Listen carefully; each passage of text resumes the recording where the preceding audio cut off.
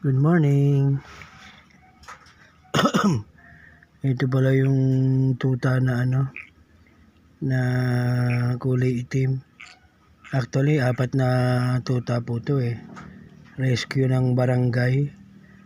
Iniwi ng hipag ko, 4. Yung dalawang medyo mas malalaki na punta sa ibang tao. Itong dalawang pinakamaliit, ito yung naiwan sa akin. Pero yung dalawa na napunta sa ibang tao, namatay na yung isang tuta. Pero nung makita ko yung 4, ito ang pinakamahina, itong itim. Buti naman hanggang ngayon buhay pa rin. 2 linggo na yata sa akin to eh. Nakakaano na yata to, 4 na paligo. Rescue to ng barangay eh. Tapos naganap ng aampon. Pero nung makuha ko to, tad-tad to ng tad-tad ng kuto. Tsaka may mga sugat-sugat. Tapos siya talaga yung pinakamahina.